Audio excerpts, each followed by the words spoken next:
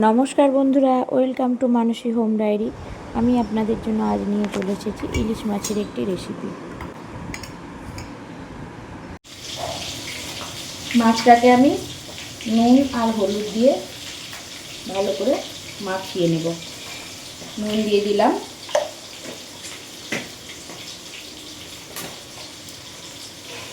এবার এই যে হলুদ দিয়ে দিচ্ছি,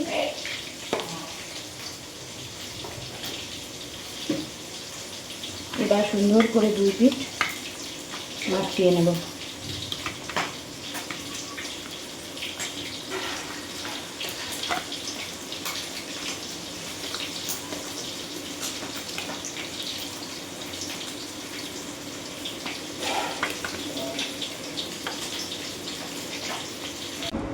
এবার সর্ষে পোস্তর যে পেস্টটা লাগবে, আমি সেই পেস্টটা তৈরি করে নেব।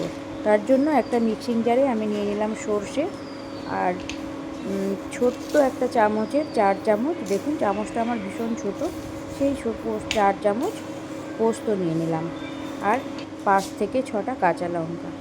এবার এটা জল দিয়ে আমি সুন্দর একটা পেস্ট করে নেব।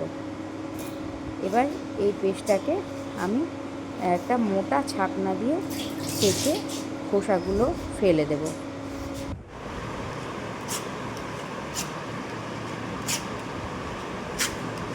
দেখুন কতটা খোসা বেরিয়েছে।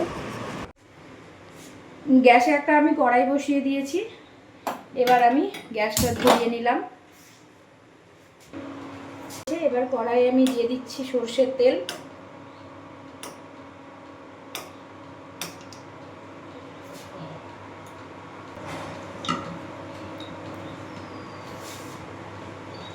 ওই তেলের মধ্যে আমি দিয়ে দিলাম কালো জিরে ফোড়নে,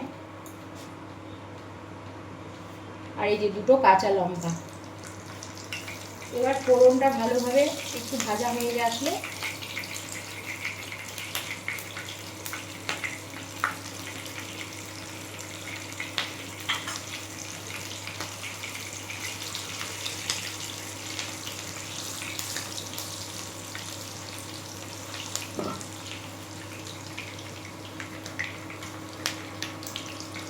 ফোড়নটা দিয়ে একটা সুন্দর গন্ধ বেরোলে এর ভেতরে দিয়ে দেব বেটে ছেঁকে রাখা সর্ষেটা।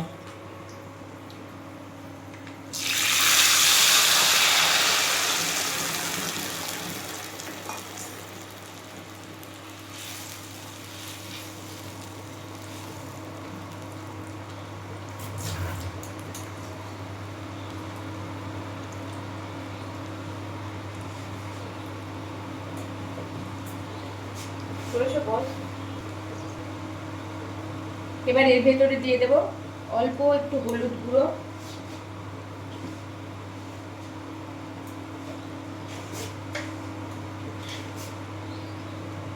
আর পরিমাণ মতো নুন।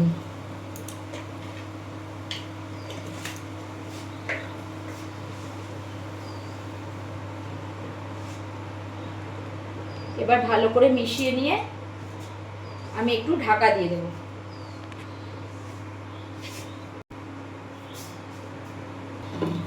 ঢাকা দিয়ে দিলাম, আসুক ততক্ষণ অপেক্ষা করতে হবে। এবার এর ভেতরে দিয়ে দেব অল্প একটু হলুদ গুঁড়ো,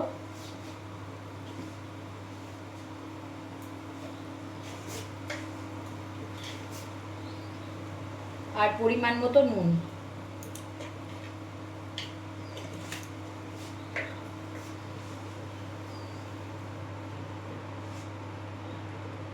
এবার ভালো করে মিশিয়ে নিয়ে আমি একটু ঢাকা দিয়ে দেব।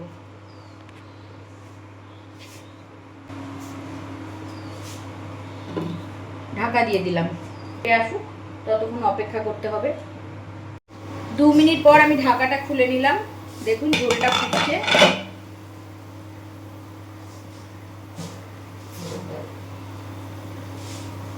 এবার এর ভেতরে আমি দিয়ে দেব নুন হলুদ মাখিয়ে রাখা মাছগুলো।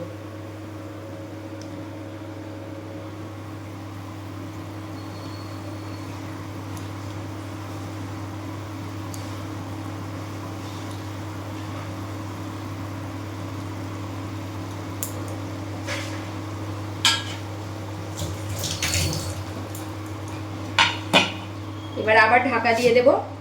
এবার লো হিটে একদম 10 মিনিট পর্যন্ত ঢাকা দিয়ে রেখে দেবো। দেখো আমার ঝোলটা মোটামুটি ফুটে গিয়েছে, আমি 10 মিনিট পর ফেরত এসেছি।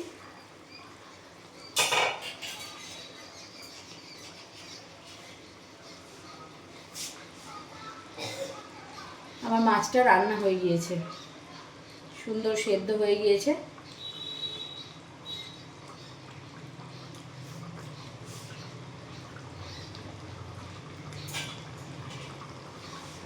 এবার ওপর থেকে একটা চেরা কাঁচা লঙ্কা